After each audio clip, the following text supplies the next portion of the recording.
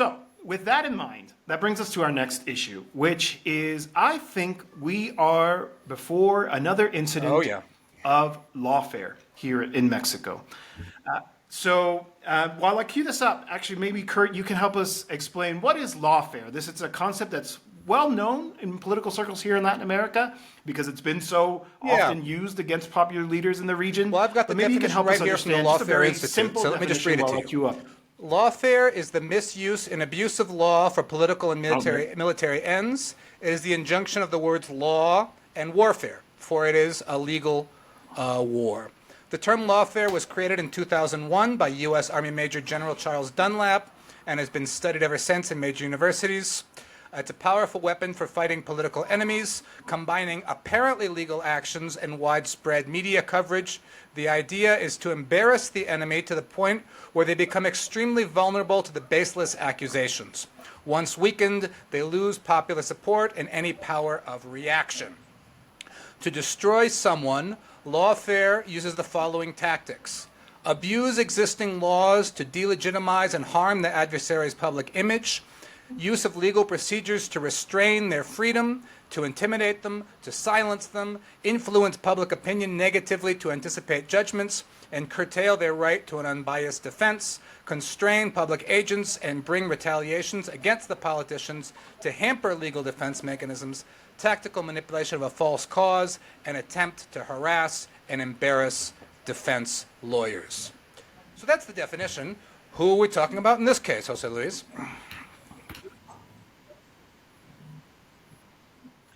Well, so in Mexico, we know that one of the major topics on the campaign trail as part of this election has been precisely the rottenness of Mexico's judicial system.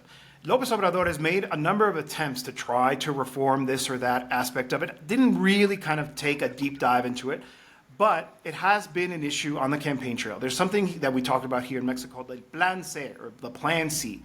So when López Obrador was trying to reform the country's electoral authority, that was Plan A. So the idea was to submit through the normal process a constitutional reform, and that was resisted by the opposition parties because in order to get constitutional reforms, you need a supermajority. Morena only has a simple majority, and they weren't able to convince the opposition to play their game. As we talked about previously, it worked really well for them strategically. They sought some political advantage from it.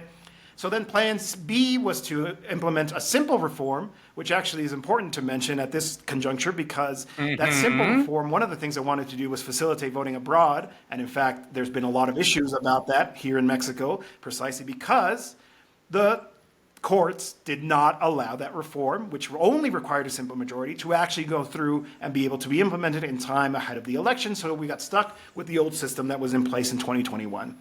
Now, so Plan C is push for a supermajority to win 2/3 in the Congress in order to be able to make reforms without negotiations. Why?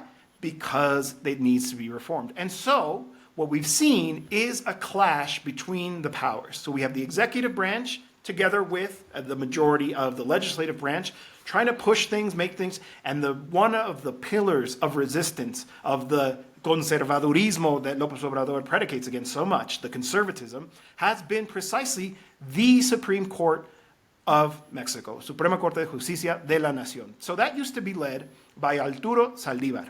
Arturo Zaldívar is a progressive. He is a man committed to progressive ideas. He thinks that the law should work towards expanding social, political, economic rights to the population. And while he was the head of the court, worked very closely with the government in order to ensure that that democratic mandate was actually complied with, that the court would respect the efforts of the executive to meet its obligations to the population as specified by the Mexican Constitution. So for reasons we can't really get into now, he steps down, his term ends, and the successor, which was meant to embody that same spirit that Zaldívar brought to the presidency of the Supreme Court, did not succeed. You know, she was caught in a scandal, and ultimately the court, the ministers of the court themselves are the ones who elect the president. It's not like the U.S. where the Chief Justice is chosen when the Chief Justice dies or steps down. This one is chosen by the ministers of the court, and they chose a woman named Norma Piña. Norma Piña is a conservative, everything to the contrary of Zaldívar. Norma Piña is very close. Her aides are former operatives of the old regime. And Norma Piña has been at odds very strongly with the executive, fighting and, trying to portray herself as a check on the authority of the executive, which, logically makes sense, but in practice has resulted in this, which brings us back to lawfare. She has decided to open a formal investigation into her predecessor, Zaldívar, and a group of more than 60 people associated, connected from his office, confidants, et cetera, based on an anonymous complaint, alleging corruption, alleging influence peddling, et cetera, sort of besmirching him. And now in the description of lawfare that you gave us, it pretty much fits it to a T. So I have a tweet here up on the screen where I mentioned, lawfare in Mexico, former Supreme Court President Zaldívar condemns the decision by his successor to open a probe against him based on an anonymous complaint. He calls it, quote, a witch hunt by Norma Piña without precedent and done with clear political intent to interfere ahead of the election. Now, he calls it, so to give a little bit more of the story here, there were rumors about this all last week because that anonymous complaint was actually leaked to the press. And so it started circulating in the WhatsApp groups and all this kind of stuff. And in fact, Zaldívar says that based on what he saw from that leak came from the office of the presidency of the Supreme Court, which is to say Norma Piña herself. It was scrubbed of metadata to make sure that nobody could tell where it actually came from, but all of it points to that. It's unheard of that an investigation would be commenced based on an anonymous complaint without proof. It's just a narrative. It's just a story. You can read it for yourself. It's available. You can find it. All it does is allege a whole lot of things, but it doesn't actually provide any proof that these things actually happened. So which is why I am willing to go on a limb and say, this is lawfare. Zaldívar has said it himself. The point is to besmirch me, to besmirch Claudia Sheinbaum. I should mention that Zaldívar actually, which I think is the responsible thing to do because it was criticized at the time, he says, I'm going to jump into politics. I believe in this cause. I believe that this is what the country needs. So I'm going to step down as a Supreme Court as a Supreme Court minister. He finished his term as president, but still had some years left as a minister. Steps down and says, I'm joining Claudia's campaign. I'm going to do things the right way, openly. I'm going to be political. And he is leading the effort to craft the proposal that will bring about this legislative reform as part of Claudia Sheinbaum's government if and when she wins the election. So this whole thing is a political operation driven by the presidency of the Supreme Court, which is an opponent of the political transformation happening in this country, designed to besmirch him, to damage Claudia Sheinbaum, to damage her proposal, to try to shield themselves ahead of her very likely victory. And I think this is precisely happening because Norma Piña is watching what's happening, watching Xochitl Gálvez commit gaffe after gaffe, lose support instead of gaining in the polls, and is trying to, throw a Hail Mary to try to save the campaign and introducing this. But so far, from what I've seen, actually, on the contrary, it makes more of the case for the plan C. When you see the Chief Justice of the Supreme Court entering so openly in the campaign in an attempt to derail Sheinbaum. And just a couple of quick comments there. Historically, the Supreme Court in Mexico was always the president's baby. They were always absolutely submissive and subservient to the presidency. Right? Zaldívar himself actually tells the story because Zaldívar was not an AMLO nominee. You might think he was, but he wasn't. He wasn't an AMLO nominee, right? And he didn't agree with AMLO in everything either, right? He was a progressive, but there were some things yes and some things no. At one point, when Calderón was president, Zaldívar charges that Calderón sent a group of gunmen to surround his car and, go in and enter his house, breaking and entering, because they didn't like what Zaldívar was up to on the Supreme Court. This is the way things rolled in the Supreme Court back in the Calderón days, right? Now, Mexico's judiciary is famously corrupt. We talked last week about the corrupt Ecuadorian judiciary. The Mexican judiciary is probably not that bad, but not that far behind.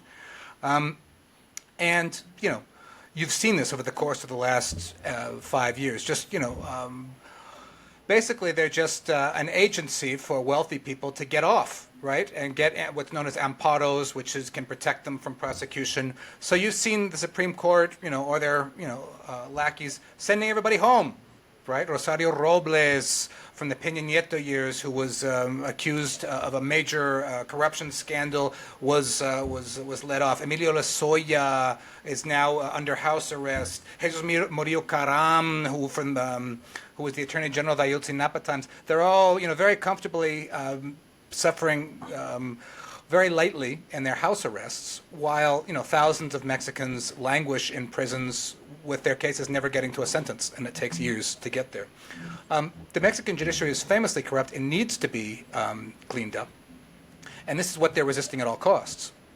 And it's really interesting that Norma Piña makes this accusation against Zaldívar, where at this very same time, there are two justices on the Mexican Supreme Court, Luis Maria Aguilar and Alberto Pérez Dayan, two conservatives, diehard conservatives on the court, who are members, while sitting on the Supreme Court, of the Mexican Institute of the Amparo.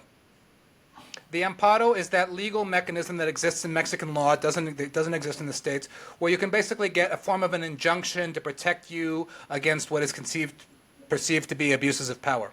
Basically, it's a way for wealthy people to weasel out of a lot of things. Right? I mean, the amparo is good in cases of abuses of power, but it's been abused by wealthy people and their lawyers. Right?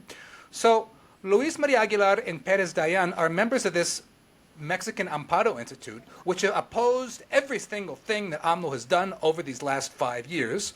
They've opposed the modifications to the free textbooks, which created such a kerfuffle about a year ago. They were in favor of removing another progressive justice, Yasmin Esquivel, for a plagiarism scandal.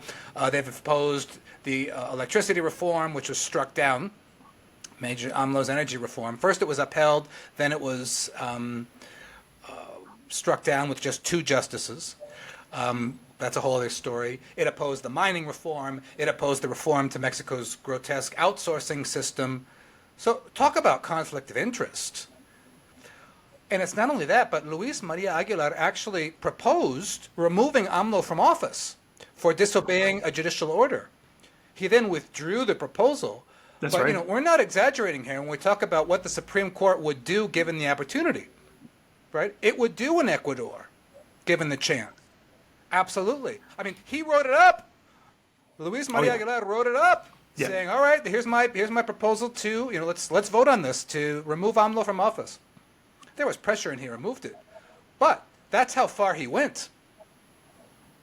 And it's not only them.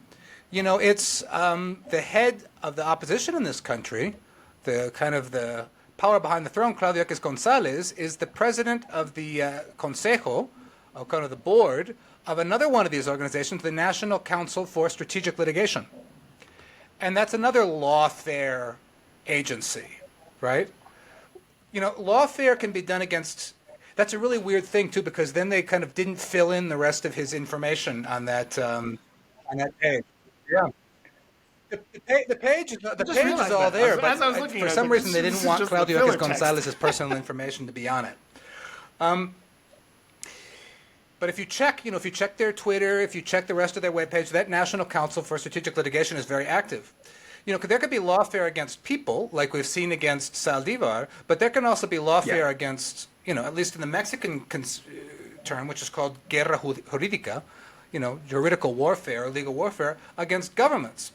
So these people and these organizations, well-funded, have been at war against every single one of AMLO's initiatives over 5 years. Every single one. Every single one. The idea is to gum it up in the courts, right? From the Tren Maya, to the new airport, to the energy reform, to the mining reform, to the outsourcing reform, to everything. Everything, any progressive reform, lawsuit, lawsuit, lawsuit, lawsuit, lawsuit, lawsuit, lawsuit, lawsuit. And the idea, obviously, is to weaken the government by making them... spend hours and weeks and months and resources fighting against every single, suit in the courts to try to hold it up. Actually, I think that the Tren Maya is stopped right now, the tramo 5, the fifth part of that, for the same thing, right? And, it's everything. They've gone against everything. This is just, it's war by other means. It's what they can't do in the Congress because they lost the election and because the opposition is doing so poorly, so they try to gum everything up in the judicial branch. Right? Fortunately, they haven't managed to stop everything, but they have managed to overturn, for example, the electoral reform. They have managed to overturn the energy reform, which means the multinationals like Iberdrola and Enel have won for now because of this lawfare, right? So they have won some victories here, which is why there's such a push to get that Plan C that you mentioned.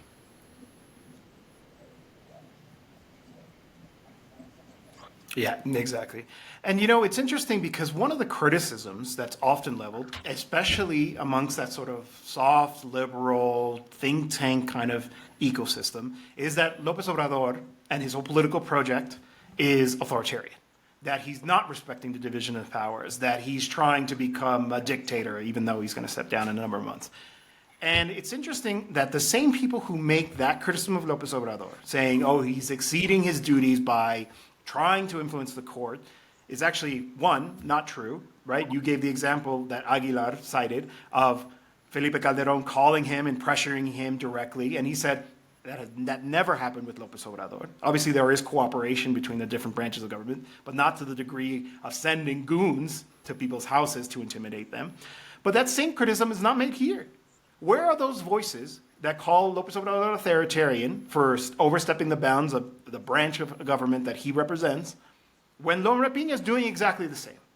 When the bourgeoisie of this country, when the oligarchs of this country, like they do in pretty much any country, are trying to use the courts to advance their class interests, right? I think we've talked about this previously on the program. We have to remember that the rich throughout the world, Mexico not being any exception, think of the legal system very differently from you and I, right? When I think about the legal system, it's about, the potential to be criminalized for this or that action, for participating in a protest, or, having to deal with corrupt police officers on the streets of the city, whatever it is. The rich think about the courts as an extension of their power because they have all the money in the world to pay all the best lawyers in the world, right? And so that's what we're seeing here. And like you said, why there is this push. I think the polls, at least the ones I've seen recently, don't quite put them in that territory yet. But at this point, we could see a collapse of the opposition vote. I've been seeing increasing amount of support for Mañez, and he's not taking third-party candidate from Movimiento Ciudadano. He's taking him away from Xochitl Gálvez, right? Well, from Movimiento Ciudadano. So we could be seeing a case where it's actually a competition for second place between Movimiento Ciudadano. We're not quite there yet. They're still pretty low. I think it would have been more competitive with a different candidate. But still, if the opposition vote collapses, then the opportunity for Plan C definitely becomes able. But again, we've talked about this before. The risk there becomes that if it's a landslide victory, if it's a 65, 70% victory for Claudia Sheinbaum, if they're able to win the 2/3 majority, you better bet you're going to see efforts to delegitimize the election, to try to change the results afterwards in order to impede them from being able to do that. That's going to be the real risk. You're never out of the woods yet when it comes to Latin American politics, right? We mentioned Lawfare in this segment a lot, but I think also it's worth remembering, right? Like Lawfare has been very successful in other parts of the world. We saw the ouster of Dilma Rousseff in Brazil through a parliamentary coup. We saw Lugo in Paraguay ousted through a parliamentary coup. We saw Lula prevented from being able to run 2 cycles ago in Brazil because of lawfare. This is a real thing that is a real threat, and I think is very much driven by the class interests. They want to cast aside the expression of the vast majority of these countries that want more justice, that want more redistribution of wealth, that want to have a higher quality of life, all of this, which obviously is going to affect the interests of the powerful in this country as well. And so they're going to stop at nothing to try to prevent that from happening.